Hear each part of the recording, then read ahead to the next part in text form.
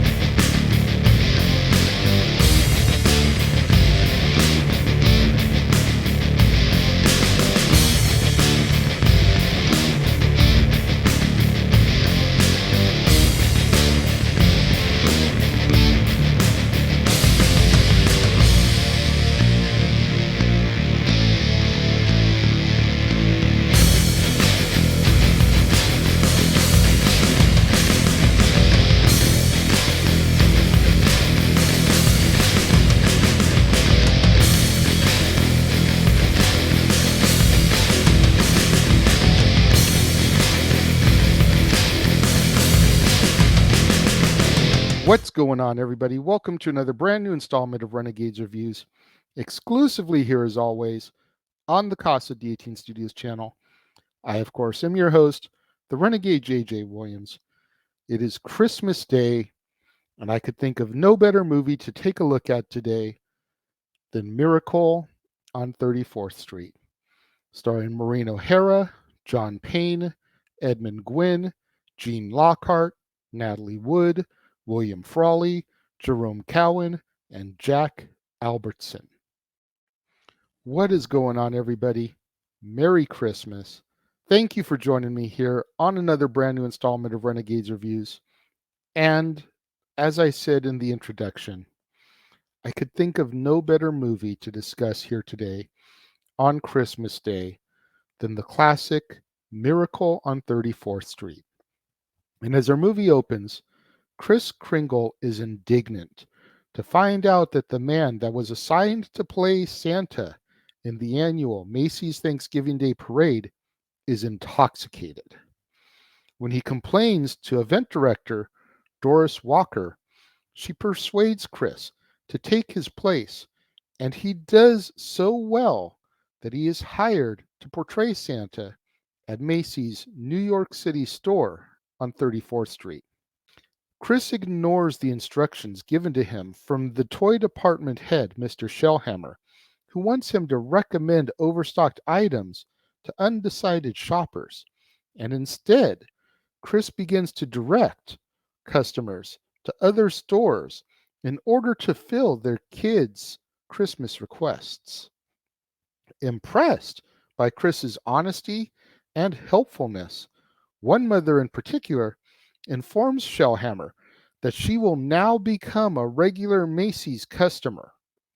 When attorney Fred Gailey, Doris's neighbor, takes the young divorcee's daughter, Susan, to see Santa, it causes a problem. You see, Doris has raised Susan not to believe in fairy tales, but Susan is shaken after seeing Chris speak Dutch to a girl who does not understand English. Doris asks Kringle to tell Susan that he really is not Santa, but Chris insists that he is. Worried, Doris decides to fire Chris, but he has generated so much positive publicity and goodwill that the store's owner promises bonuses. In order to alleviate Doris's misgivings, Granville Sawyer is asked to administer a psychological evaluation and recommends that Chris be dismissed. Meanwhile, Susan shows Chris a magazine photo of her dream home and tells him that she wants that for Christmas, and if he's really Santa, he can get it for her. Reluctantly, Chris promises to do his best. In the company cafeteria, young employee Alfred tells Chris that Sawyer has convinced him that he is unstable simply because he is so kind hearted and likes to portray Santa as well. Chris immediately goes to confront Sawyer and eventually strikes him on the head with an umbrella. Sawyer exaggerates his pain in order to have Chris confined to Bellevue Hospital. Tricked into cooperating and believing Doris to be in on the deception, Chris deliberately fails his next examination and is recommended for permanent commitment. However, Fred persuades Chris not to give up. And at a hearing before Judge Henry X. Harper, District Attorney Thomas Mera gets Chris to assert that he is Santa Claus and rests his case, asking Judge Harper to rule that Santa does not exist. In private, Judge Harper's political advisor, Charlie Halloran, warns him that doing so would be disastrous for his upcoming reelection bid. Judge Harper is able to buy some time by hearing further evidence, and Fred calls R. H. Macy as a witness and persuades him to admit that he does believe in Santa Claus. And upon leaving the stand, Macy fires Sawyer. Next up, Fred calls Mara's own son to the stand, and he testifies that his father told him that Santa is real. Mara has to concede the point, but he goes on to demand that Fred prove that Chris is the one and only Santa Claus on the basis of some competent authority by the following day. Meanwhile, Susan writes Chris a letter to cheer him up, which Doris also signs. When a New York postal worker sees Susan's letter, which is addressed to Chris at the New York City courthouse, he suggests delivering all of the dead letters addressed to Santa Claus to Chris. As court resumes, Fred is told of the delivery of mailbags to the courthouse. Fred then argues that the post office, a branch of the United States federal government, has just acknowledged that Chris is the one and only Santa Claus by delivering the letters to him. When Judge Harper insists on seeing the evidence, Fred has the postal workers dump bag after bag onto Judge Harper's desk. Half concealed behind them, Judge Harper has no choice but to dismiss the case. On Christmas morning, Susan loses faith in Chris when he admits that he was not able to get her the house that she wanted. However, after Chris offers Fred and Doris a route home that avoids traffic, Susan sees her dream house with a for sale sign in the front yard. Susan demands that Fred stop the car, and she joyfully runs into the house, exclaiming that Mr. Kringle is in fact Santa Claus. Fred then learns that Doris had encouraged Susan to have faith and suggests that they purchase the house. Fred then boasts that he must be a great lawyer since he has proved that an eccentric old man was Santa Claus. However, Fred isn't quite so sure when he and Doris spot a cane in the house that looks just like Chris's as our movie comes to its end. Man, the only other movie I can think of that is more timeless, more endearing, more Christmassy than It's a Wonderful Life is Miracle on 34th Street. I mean, the movie begins on Thanksgiving Day and it ends on Christmas morning. It has to do with Santa Claus, with proving to the world that Santa does exist. And it's just such a great story because where do you draw the line at belief? You know, we're all taught as young kids that Santa exists. Ask Santa for what you want for Christmas. Santa will bring it to you. We're told stories about the Tooth Fairy, the Easter Bunny, all that type of stuff, which comes into the Council of Legendary Figures in the Santa Claus series. But we're told all these things, and as we get older, we begin to lose our faith and we begin to stop believing in this stuff, you know? And faith is telling you to believe even when common sense tells you that you shouldn't. Seeing isn't believing, believing is seeing. There's all these little things, these little nuggets that are planted throughout the movies that we've been discussing this year and this month that really just kind of drive that home. You know, I still believe in Santa Claus. You guys may be laughing right now, but I do. Do I believe that there is a jolly old man in a red suit that delivers toys all across the world in one evening? No. Santa Claus is a spirit. It's the spirit of Christmas. Santa Claus is somebody that lives inside each and every one of us. Whenever we do an act of kindness for someone with no thought of getting anything in return, we are being Santa Claus in that moment. And I believe that if you think about it like that, then you never have to stop believing in Santa.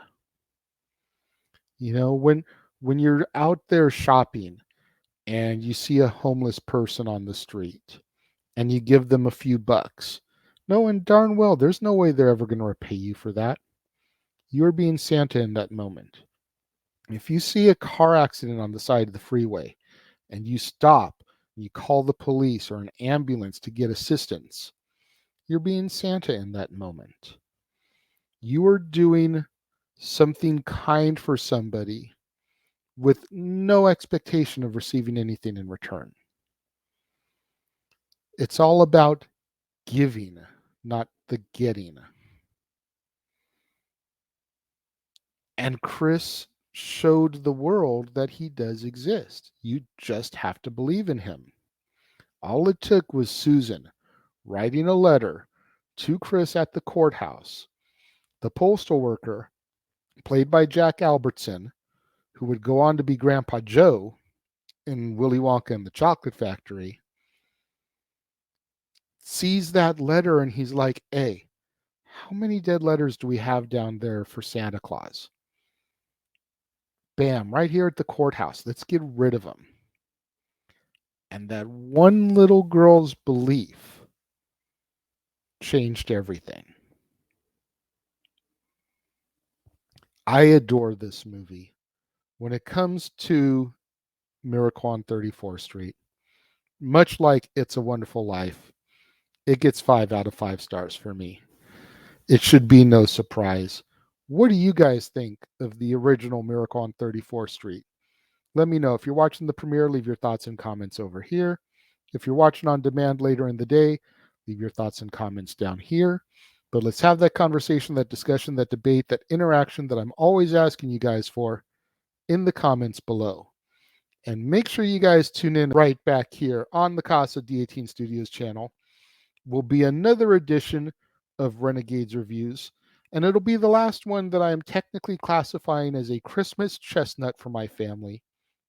We're going to discuss a little known film called It Came Upon the Midnight Clear, starring Mickey Rooney, Scott Grimes, Barry Youngfellow, George Gaines, Alicia Cook Jr., Annie Potts, Lloyd Nolan, and Christina Pickles. And then immediately following that, right here on the Casa D18 Studios channel, as well as over on the Jeff Meacham Network, will be our last episode of The Dads, not always on wrestling for 2022, and we'll be wrapping up the top Disney soundtrack songs of all time as we take a look at part 3 from the year 2001 to today. Along with our special guest, Jeff and I will be breaking down these songs, stuff from like Lilo and Stitch, Princess and the Frog, Tangled, Frozen, Moana, and so much more in our lists. Make sure you tune in. You don't want to miss out on any of that content right here on the Casa D18 Studios channel, on the Jeff Meacham Network, across the Jeff Meacham Network multiverse of media, and we still have a week to go of holiday content. So if you don't want to miss any of it, make sure you smash that like button. Make sure you're subscribed. Make sure that notification bell is turned on so you don't miss out anytime a video drops right here on the Casa D18 Studios channel or anytime we go live, as is the case with Stat Boy Sports Bar, Open Mic Night, pay-per-view PLE coverage, etc. Share these videos with your family, friends, loved ones, coworkers, movie fanatics, cinephiles, fans of Christmas, fans of Santa Claus, fans of the Santa Claus mythos, fans of Miracle on 34th Street in general, fans of Maureen O'Hara or Edmund Gwynn or Natalie Wood or William Frawley, good old freaking Fred Mertz from I Love Lucy, fans of Gene Lockhart, who we discussed earlier this month when we did the Reginald Owen A Christmas Carol. If you missed that, I'll link that up here. Fans of Jack Albertson, anybody you can think of that would enjoy this content in my video, share it with them. It's the only way we're going to boost my visibility in YouTube's algorithms so I can get monetized, make some money on this hard work that I do for you guys on a regular basis. Thank you once again to everyone who joined me and tuned in today. It means more to me than you'll ever know. Merry Christmas to each and every one of you. Those of you that don't celebrate Christmas, happy Hanukkah, happy Kwanzaa, happy holidays in general. Thank you for being with me this year, and I will see you guys next time.